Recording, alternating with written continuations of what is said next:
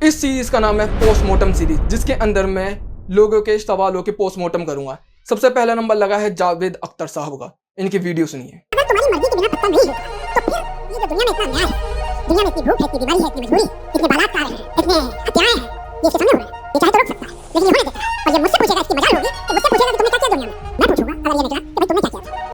तो आपने सुन ही लिया है कि ये क्या कह रहे हैं। अल्लाह के चाहत के बिना एक पत्ता भी नहीं हिल सकता, बेशक नहीं हिल सकता।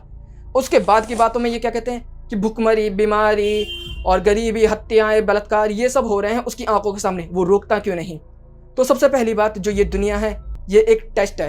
यहाँ पर हमारा सबका एग्जाम चल रहा है। टीचर कभी भी इंटरफेयर नहीं करता जब एग्जाम चल रहे होते हैं। जब एग्जाम खत्म हो जाता है तो फिर बच्चों के हाथ में उनके पर्चे पकड़ा देता है कि कौन बच्चा पास हुआ है और कौन बच्चा फेल हुआ है। उसी तरीके से जैसे द डे ऑफ जजमेंट होगा, जिस तरीके की बातें सुन के आप जैसी सोच वाले लोगों की रूह कांप जाती है, एथिस्टों की खास तौर पर। और दूसरी बात, अल्लाह ताला ने हम लोगों को फ्री विल भी दे रखी है, जिससे कि हम सही रास्ता भी और बुरा रास्ता भी दोनों अपना सकते हैं। जो सही रास्ता है वो अल्लाह ताला का रास्ता है, जिसके अंदर उसने कहा है कि गरीबों की मदद करो, गलत काम ना करो, व्यभिचार से दूर रहो, हत्याएं ना करो। और एथिस्टों की क्या मोरालिटी है? कुछ नहीं भाई, अपना फायदा हो रहा है तो कुछ भी करो, अपना फायदा हो रहा है तो किसी को लूट मारो, अपना फायदा हो रहा है तो किसी भी औरत का बलात्कार कर डालो।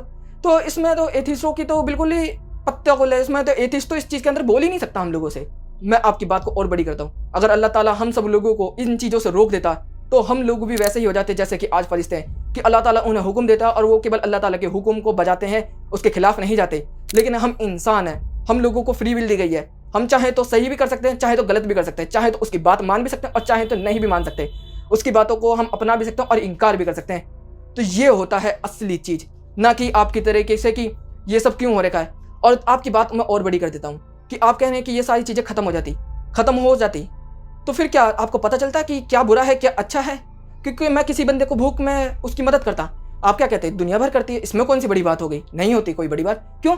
सब लोग एक दूसरे की मदद कर रहे होते। लेकिन हमें पता कैसे चलता है कि कौन अच्छा आदमी है कौन बुरा आदमी है? कि जब एक बंदा किसी से मांगने आए, एक बंदा उसको धड़कार के भगा दे और दूसरा आदमी अपने प्यार से, मोहब्बत से, उसे पता भी ना हो, अपनी जेब में हाथ दे के उसको पैसे दे दे या उसको खाना खिला दे, तो हम फर्क कर लेते हैं कि ये अच्छा आदमी है ये बुरा आदमी है।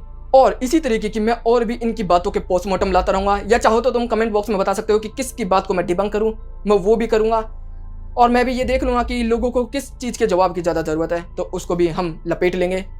जाते जाते बस मैं यही कहना चाहूँगा कि एक बंदे ने कोट कहा था कि मैं 40 जीनियस को एक फैक्ट से हरा सकता हूँ, लेकिन एक बेवकूफ़ को मैं 40 फैक्ट्स के साथ नहीं हरा सकता। समझने वाले समझ गए होंगे। मिलते हैं अगली वीडियो में।